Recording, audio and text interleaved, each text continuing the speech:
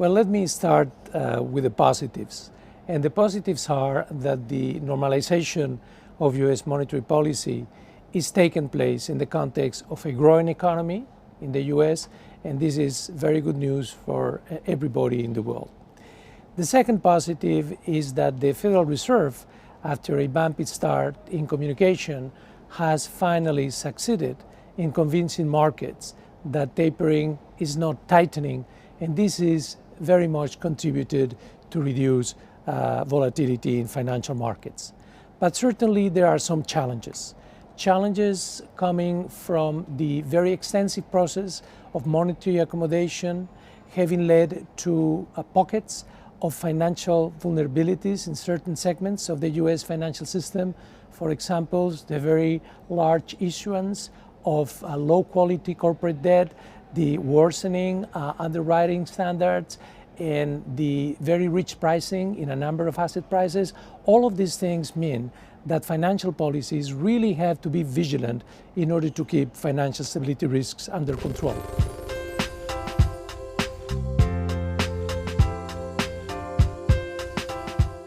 Emerging markets have already been subject to two episodes of volatility, one at the end of May of last year and another one starting in January of this year. And the good news is that in both of these episodes, the capital outflows have been limited, and in those cases where they have been more serious, when countries have adjusted policies in the right direction, this has helped very much stabilize the situation. So I think that this is a very important lesson that has been learned.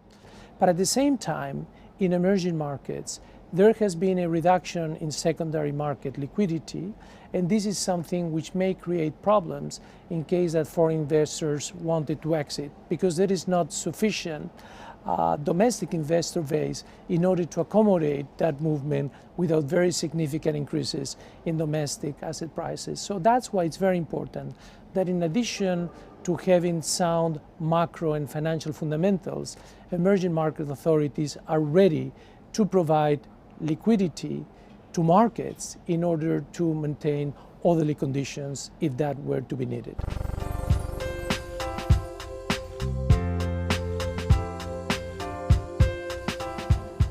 Well, in the financial domain, one of the key characteristics of the last few years has been the very rapid expansion of non-bank financial intermediation, what is popularly known as shadow banking. And this is an indication of financial deepening, of financial development in China, which is a welcome contribution towards diversifying the sources of financing of the economy. But in the process, there are some concerns regarding financial stability associated with these developments, in particular the perception of implicit guarantees on the parts of many savers, which lead to an excessive risk-taking as a consequence of moral hazard. So it's very important that the Chinese authorities continue on the work that they have already initiated on enhancing the information they have of the non-bank financial system, that they regulate it properly, and at the same time that they remove these implicit guarantees and increase the role of market forces in order to enhance the stability of the overall financial system in China.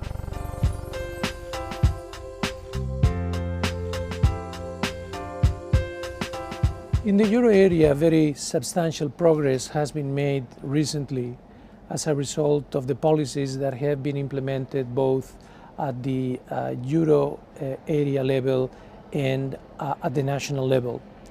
And this has helped confidence increase substantially for the sovereigns, but also for the banks. But it's still a fact that credit remains very low, particularly in stressed euro area economies, and very significantly for corporates and for small and medium-sized enterprises.